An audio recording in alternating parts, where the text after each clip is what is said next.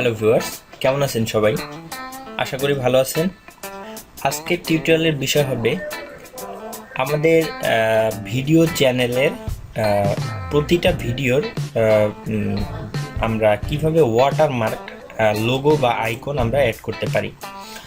আপনারা যে কোনো ধরনের একটি ভিডিও আপনারা আপলোড করবেন, যদি সেই ভিডিওটায় আপনার চ্যানেলের লোগো অথবা আপনার চ্যানেলের কোনো টেক্সট ওয়াটারমার্ক হিসাবে কোথাও আপনি বসিয়ে দেন, সেক্ষেত্রে আপনার ভিডিওটা আপনার চ্যানেলের ব্র্যান্ডিং হিসাবে শো করবে এবং সেটি কপিরাইট করলেও আপনি বুঝতে পারবেন যে এই ভিডিওটা আপনার, এবং সেক্ষেত্রে আপনার ভিডিওগুলো ব্র্যান্ডিং হিসাবে কাজ করবে এবং আইকনিক হিসেবে থাকবে।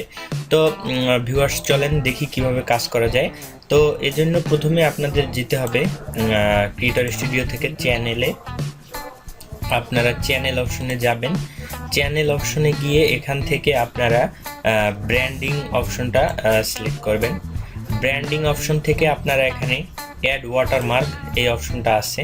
তো এখান থেকে ভিউয়ার্স আপনার এখানে ক্রস দেওয়া আছে, টিক দেওয়া আছে, মানে ভিউয়ার্স আপনি যদি জেপিজি ফাইল বা জেপিজি ফাইলটা আপনি দেন তাহলে হবে না, ট্রান্সপারেন্ট ফাইলটা লাগবে, যে জিপ ফাইল, যেই ফাইলগুলো পিছনে কিছু থাকে না, ব্যাকগ্রাউন্ড কিছু থাকে না, ওই ধরনের একটা ফাইল দিতে হবে। অন্যথা হবে কি, আপনার জেপিজি ফাইলটার পিছনে আপনার ব্যাকগ্রাউন্ড থাকে বিধায় আপনার ভিডিওটা অনেকখানি ঢেকে যাবে।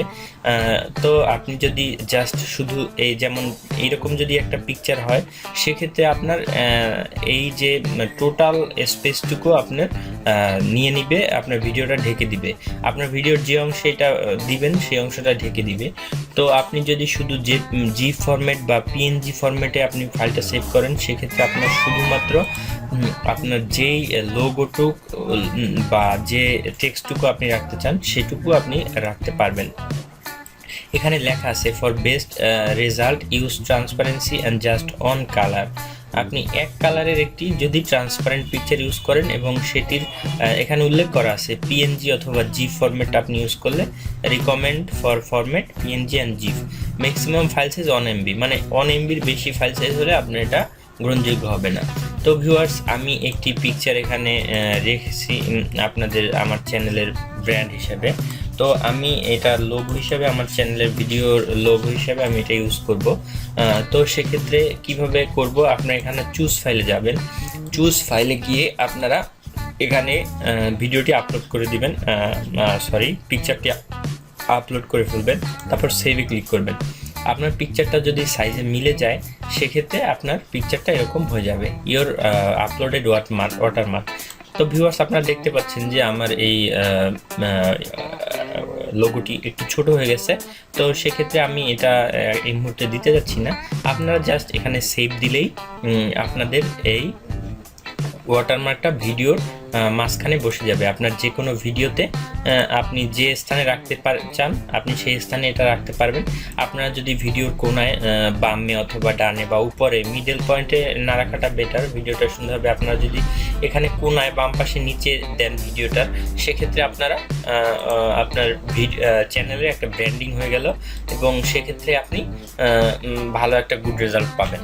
তো আশা করি আপনারা বুঝতে পারছেন। তো আমার ভিডিওটি ভালো লাগলে আপনারা আমার চ্যানেলটি সাবস্ক্রাইব করবেন এবং আপনার মতামত এসে আমার গ্রুপে জানাতে পারেন। আমার গ্রুপটা আপনাদের জন্য সুবিধার্থে আমি দেখিয়ে দিচ্ছি, প্যাশনেট ইউটিউবার্স।